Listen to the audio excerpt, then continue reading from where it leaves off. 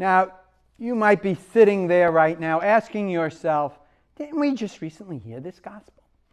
Well, we sure did. Both yesterday and today's gospel is a reprise of the 14th Sunday of Ordinary Time, which was on July 5th. Why the repetition then? Was it maybe an oversight on the part of those who put together the lectionary?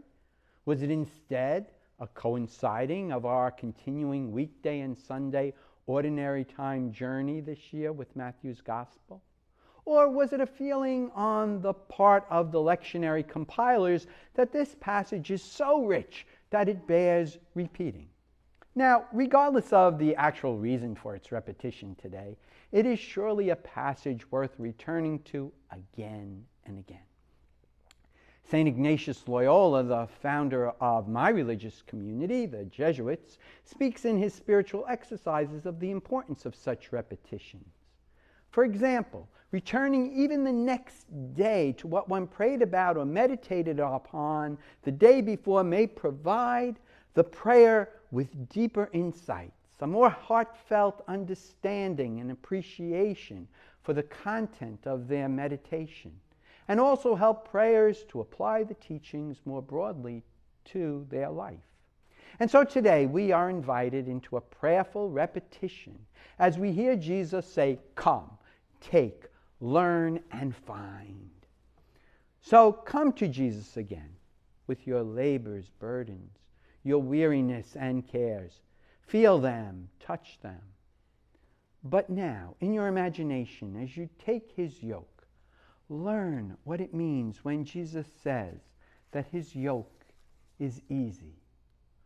Learn, if you don't already know, that in Greek the word Christos, translated here as easy, can also mean well-fitting. And then recall for a moment that Jesus was a carpenter.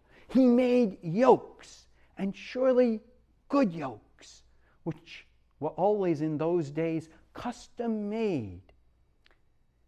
If instead they were made for one size to fit all animals, the yoke could irritate them, cause them blisters, and eventually lead to sores and possible infection. Once we realize this, we see how unlike the Pharisees Jesus is. The Pharisees, Jesus tells us, tie up heavy burdens and lay them on the shoulders of others. They take the heavy yoke of the law, for instance, and make a one size to fit all. Not Jesus. He has the law fitted to the person, not the person to the law. We might ask ourselves then, have we ever picked up that kind of wrong one-size-fit-all yoke? Have we ever imposed that type of yoke on others? And as we pick up the right yoke, Jesus' yoke, what ought we to learn about him? Well, he tells us we are to learn he is meek and humble of heart. I know for me, it seems that almost invariably, when I hear this, my initial prayerful instinct is to hear meekness and humility as weakness and submissiveness. But that's why a repetition is so good. Because upon further reflection, I remember that Jesus' meekness comes out of his strength and power, that he keeps totally under control. That's what makes him meek. That his submissiveness is freely chosen. It is not simply because he's unassertive. Certainly we have examples in the gospel quite to the contrary. And his humility is such that it results in lavishly attending time and again to others and is never focused merely upon himself.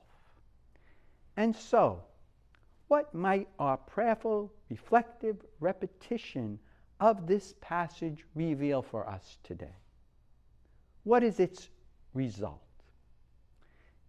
If nothing else, each repetition of this particular passage, as we pray about it, should result in rest.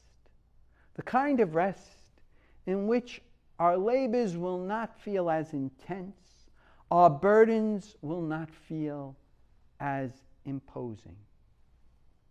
Moreover, if our prayer today with this passage provides us with an added image of not just a single yoke, but a double yoke, then we know that Jesus is at our side, shouldering the yoke that we have with us.